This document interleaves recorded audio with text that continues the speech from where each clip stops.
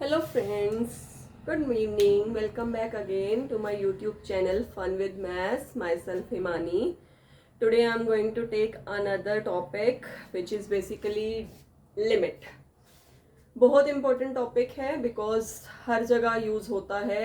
आप 11th class से limit का टॉपिक पढ़ना स्टार्ट करते हैं and still it continues to graduation level, post graduation level, even in competitive exams limit का टॉपिक आता है. तो इट्स वेरी इंपॉर्टेंट टॉपिक. आपको पता होना चाहिए किसी भी फंक्शन की लिमिट कैसे चेक करते हैं, how to calculate the limit of the function and how to just evaluate the value. First of all let's talk about limit. जहाँ पे भी लिमिट वर्ड आ जाता है इसको हम जनरल लैंग्वेज में भी हम जनरली यूज करते हैं. Then stay on your limit, be on your limit. It's basically the same word जो हम अपना जनरल लैंग्वेज में यूज करते हैं कि एक फंक्शन की वैल्यू कहाँ तक जा सकती है, कौन से पर्टिकुलर पॉइंट तक उस फंक्शन की वैल्यू जा सकती है या क्या वो आंसर दे सकता है. इन सिंपली और short language if I say the answer of a function, कि कोई भी आपको फंक्शन दे रखा है. For example a simplest function, अगर इसकी लिमिट दे रखी है x approaches to 0 and our function is x² + 9. So what is the value of this function at this particular point. तो जनरली हम क्या करते हैं, डायरेक्ट अपनी जो भी लिमिट हो रखी दे रखी होती है उसको पुट कर देते हैं और आंसर कैलकुलेट कर देते हैं. यहाँ पे हम x की जगह 0 लगा देंगे तो आंसर हमारा आ जाएगा 9. 9 is the limit of the function. But यहाँ पे basically this is not the concept कि मैं लिमिट का टॉपिक आपको समझाऊं. I am here to just clear your concept about indeterminate forms of limit. कि इनडिटर्मिनेंट फॉर्म अगर लिमिट की बन जाती है तो how to calculate that, how to solve that, मैं यहाँ पे वो टॉपिक आपको बताने वाली हूँ. बेसिकली इनडिटर्मिनेंट फॉर्म हमारी 7 टाइप्स की होती हैं जो मैंने यहाँ पे मेंशन कर रखी हैं. कि अगर लिमिट लगाने के बाद आपका function infinity upon infinity type का बन गया. फॉर एग्जाम्पल अगर हम लें limit x approaches to 0 1/x, या ऊपर भी मान लो हमारा x का कोई फंक्शन है अपॉन में x² बाय समथिंग कर लो, कि हमारा function infinity by infinity type का बन रहा है या हमारे फंक्शन का आंसर इनफाइनाइट आ रहा है. तो जनरली इस टाइप से हमारे जो फंक्शन होते हैं, या x अप्रोचेस टू इन्फिनिटी कर दो, लिमिट लगा दी मैंने x अप्रोचेस टू इन्फिनिटी और ऊपर भी फंक्शन दे रखा है sin x और नीचे भी दे रखा है x. इस टाइप का फंक्शन दे रखा है. तो बेसिकली जब हम इस पे लिमिट लगाएंगे तो वो इन्फिनिटी अपॉन इन्फिनिटी फॉर्म का बन जाएगा विच is our indeterminate form. Second is our 0 upon 0, कि अगर मैं यहाँ पे लिमिट इन्फिनिटी की जगह 0 लगा दूं तो sin x अपॉन x, वैसे हमें इसका डायरेक्ट आंसर भी आप लोगों ने रट रखा होगा, याद कर रखा होगा कि वो इक्वल टू 1 के आता है. बट हाउ, कभी किसी के माइंड में ये क्वेश्चन है how to just evaluate this function, या इसकी वैल्यू 1 के इक्वल कैसे आई, तो वो चीज मैं आज आपको बताऊंगी. तो सेकंड फॉर्म हमारी जो होती है 0 अपॉन 0. थर्ड हमारा 0 इंटू इन्फिनिटी फॉर्म बन जाए कि x की फॉर्म दे, इन्फिनिटी फॉर्म बन जाए कि x की फॉर्म दे रखी है और साथ में 1/x², इस टाइप का फंक्शन दे रखा है. इन्फिनिटी इंटू इन्फिनिटी बन जाए, 0 रेज टू पावर 0 बन जाए कि आपको लिमिट दे रखी है x अप्रोचेस टू 0 और x raise to power x, इस टाइप का फंक्शन दे रखा हो. इन्फिनिटी रेज टू पावर 0 दे रखा हो या 1 की पावर इन्फिनिटी आ जाए. बेसिकली अगर इन 7 टाइप्स में से कोई फॉर्म आ जाती है तो ऐसे फॉर्म को इनडिटर्मिनेंट फॉर्म ऑफ लिमिट्स बोलते हैं.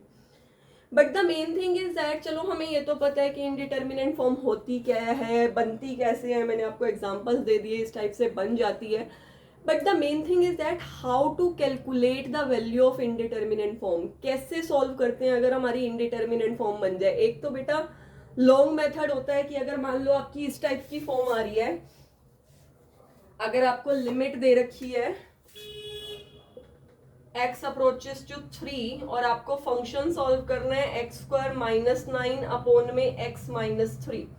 तो अगर आप इस टाइप के फंक्शन को देखते हैं तो ये हमारा देखो 3 रखने पे 3 का स्क्वायर करेंगे 9, 9 - 9 अपॉन में 3 - 3. दैट मीन्स ये हमारी 0 अपॉन 0 फॉर्म दे रहा है. ये इनडिटर्मिनेंट फॉर्म बन गया. अब इस टाइप के फंक्शंस को सॉल्व कैसे करोगे. एक तो बेटा सिंपल जनरल मेथड है जो हम 11th क्लास में सीखते हैं, विच इज कि हमारा x² - बन रहा है. इसको ओपन कर दो x - 3 और x + 3 में, और डिवाइड में x - 3 है ही, और x-3 से x-3 कैंसिल कर दो। अब लिमिट रख के देख लो। अब आपका जो ये इनडिटर्मिनेंट फॉर्म वाला मेथड बन रहा था ये रिजॉल्व हो चुका है। तो एक तो बेटा ये डायरेक्ट मेथड होता है कि हम इसको डायरेक्ट ऐसे सॉल्व कर लें, ऐसे देख लें लिमिट क्या आएगी फंक्शन की, और हमने देख लिया 6 इसका आंसर आ रहा है। But the thing is that क्या ये हम हर क्वेश्चन पे अप्लाई कर सकते हैं?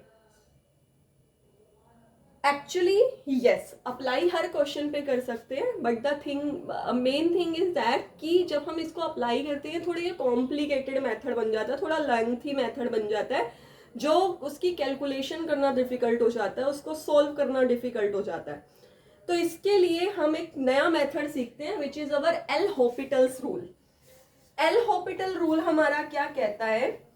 ये हमारे हर टाइप के डिटर्मिनेंट फॉर्म पे लग जाता है बेटा। इनडिटर्मिनेंट फॉर्म हर टाइप का, किसी भी 7 टाइप्स में से कहीं पे भी कोई भी इनडिटर्मिनेंट फॉर्म बन रहा है तो उसके लिए हम अपना एल हॉपिटल रूल अप्लाई करेंगे। ये एक मैथमेटिशियन ने आपको रूल दिया था, L Hôpital rule for limit. अब एल हॉपिटल रूल होता क्या है बेटा? वो कह रहा था कि जब कोई भी इनडिटर्मिनेंट फॉर्म बन जाती है लिमिट की, अगर आपके लिमिट की इनडिटर्मिनेंट फॉर्म आ रही है तो आप उसको क्या करेंगे, ऊपर और नीचे न्यूमरेटर एंड डिनोमिनेटर दोनों को डेरिवेटिव कर लो। अब डेरिवेटिव का कॉन्सेप्ट आप 12th क्लास से 11th क्लास से सीखना स्टार्ट कर देते हो, तो ऑब्वियस ही बात है हमें चाहे 11th के लिमिट के क्वेश्चंस आ जाएं, चाहे 12th में आ जाए, चाहे ग्रेजुएशन पोस्ट ग्रेजुएशन कहीं पे भी आ जाए, हमें डेरिवेटिव वाला कॉन्सेप्ट आता है। तो क्या करेंगे, न्यूमरेटर और डिनोमिनेटर दोनों को डिफरेंशिएट कर देंगे विद रिस्पेक्ट टू एक्स, या जो भी वेरिएबल आपको लिमिट कैलकुलेट करना है विद रिस्पेक्ट। तो क्या करेंगे, न्यूमरेटर और डिनोमिनेटर दोनों को डिफरेंशिएट कर देंगे विद रिस्पेक्ट टू एक्स, या जो भी वेरिएबल आपको लिमिट कैलकुलेट करना है with respect to that variable. और वहां से हमारा जो सॉल्व करने के बाद इसको तब तक अप्लाई करते रहेंगे बेटा जब तक हमारा ये इनडिटर्मिनेंट फॉर्म वाला कंसेप्ट वैनिश नहीं हो जाता। जब तक हमारा ये इनडिटर्मिनेंट फॉर्म वाला कंसेप्ट जो है रिजॉल्व नहीं हो जाता, इसको तब तक हम अप्लाई कर सकते हैं। जैसे फॉर एग्जांपल अगर मैं इसी क्वेश्चन में कर लूं 0/0 इनडिटर्मिनेंट फॉर्म बन रही है, तो मैं क्या करूंगी, लिमिट एज इट इज रहेगी, लिमिट में कोई चेंज नहीं, न्यूमरेटर और डिनोमिनेटर को डेरिवेटिव कर दूंगी विद रिस्पेक्ट टू एक्स। तो इसका डेरिवेटिव करेंगे 2x, और नीचे 9 का डेरिवेटिव हमें पता है 0 होता है, कांस्टेंट कोई भी फैक्टर आ जाए उसका डेरिवेटिव 0 होता है। नीचे जब डिनोमिनेटर में डेरिवेटिव करेंगे x का डेरिवेटिव 1 और 3 का 0। अब इसमें लिमिट अप्लाई करके देख लो, आपका जो कॉन्सेप्ट है, आपका जो इनडिटर्मिनेंट फॉर्म था वो रिजॉल्व हो चुका है और लिमिट की वैल्यू आ गई है 6। इस टाइप के इस एल हॉपिटल रूल का फायदा क्या है बेटा, कि आपका कोई भी कॉम्प्लिकेटेड क्वेश्चन हो, कोई भी किसी भी टाइप की इनडिटर्मिनेंट फॉर्म टाइप का क्वेश्चन बन रहा हो, जैसे भी मेथड बन रहा हो, आप उसको बहुत इजीली सॉल्व कर सकते हो। आपको कुछ ज्यादा सोचने की जरूरत नहीं है, ज्यादा कुछ करने की जरूरत नहीं है, सिंपली आपको डिफरेंशिएशन करना आना चाहिए फंक्शन का, कि कैसे फंक्शन का डिफरेंशिएशन करते हैं। और बेटा हमें पता है, हम सारे ट्रिगो के फॉर्मूले जानते हैं डिफरेंशिएशन के। ये वाला कंसेप्ट अगर मैं देखूं sin x अपॉन x, ये भी हमारा 0/0 इनडिटर्मिनेंट फॉर्म बन रहा है। अब इसकी वैल्यू ऐसे तो मुझे याद है, लेकिन आई कहां से, देखो ये एल हॉपिटल रूल की हेल्प से हम निकालते हैं। हमें पता है sin x का डेरिवेटिव जब हम करेंगे, हम न्यूमरेटर और डिनोमिनेटर का डेरिवेटिव करेंगे। sin x का डेरिवेटिव जब हम करेंगे तो वो हमारा cos x आएगा, और अपोन में x का डेरिवेटिव करेंगे 1 आएगा। अब अगर हम इस पे लिमिट लगाएं तो लिमिट आ जाएगी cos 0, और cos 0 डिग्री की वैल्यू हमारी क्या होती है 1। इसीलिए हम बोल देते हैं कि कहीं पे भी अगर हमारा limit x approaches to 0 sin x upon x ये फंक्शन बन रहा है, तो इसका आंसर हम डायरेक्ट लगा देते हैं कि इसकी वैल्यू 1 के इक्वल आती है। ये हम काफी जगह रिजल्ट भी यूज करते हैं। ये आया कहां से, ये आया है indeterminate form L Hôpital rule से। तो बेटा इस टाइप के क्वेश्चंस करने के लिए अगर मैं और आपको ट्रिगो का कोई क्वेश्चन कराऊं जो एल हॉपिटल रूल से अप्लाई हो रहा होगा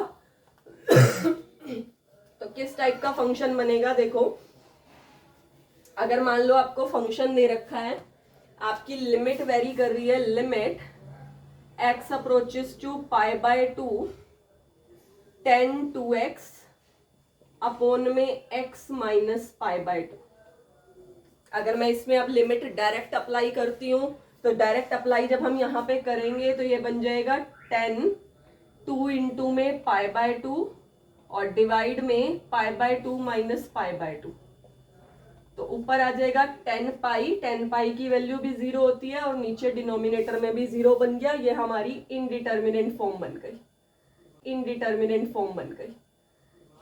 अब इनडिटर्मिनेंट फॉर्म को अब अगर मैं डायरेक्ट मेथड से करने की कोशिश करूं तो बेटा पहले मुझे सोचना पड़ेगा कि मैं एक्स को क्या सब्स्टिट्यूट करूं, फिर उसकी वैल्यू पुट करूं।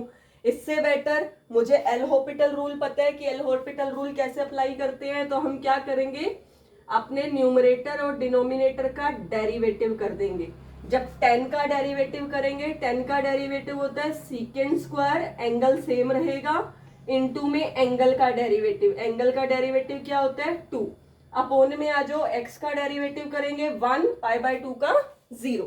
अब इस पे लिमिट अप्लाई करके देखो बेटा, अब इस पे लिमिट अप्लाई करेंगे 2 सीकेंड स्क्वायर 2 इंटू में पाई बाय 2, ये इससे कैंसिल, वैल्यू आ जाएगी 2 इंटू में 1 अपोन में कोस स्क्वायर पाई, और कोस पाई की वैल्यू हम सबको पता है -1 होती है, तो -1 का स्क्वायर कर देंगे, ये हमारा 2 अपोन में -1 का स्क्वायर आ जाएगा, क्योंकि कोस पाई की वैल्यू हमारी -1 होती है, और यहाँ पे हमारा आंसर आ जाएगा 2।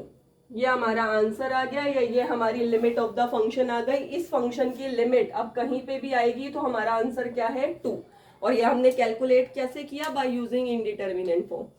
तो बेटा एल हॉपिटल रूल का यूज करके आप अपने किसी भी टाइप की लिमिट को, जो आपका इन्फिनिटी बाय इन्फिनिटी फॉर्म बन रही है, 0 बाय 0 फॉर्म बन रही है, या इन सातों में से कोई भी फॉर्म बन रही है, आप उसको रिजॉल्व कर सकते हैं, उसको सॉल्व कर सकते हैं by using L Hôpital rule. I hope आपको क्लियर हो गया होगा। अगर फिर भी आपको कोई डाउट है तो आप मुझे कमेंट बॉक्स में टाइप करके दे दीजिएगा, ताकि मैं आपको एक और लेक्चर इस वीडियो पे बना दूं, इस टॉपिक पे बना दूं, आपका कॉन्सेप्ट क्लियर हो जाए।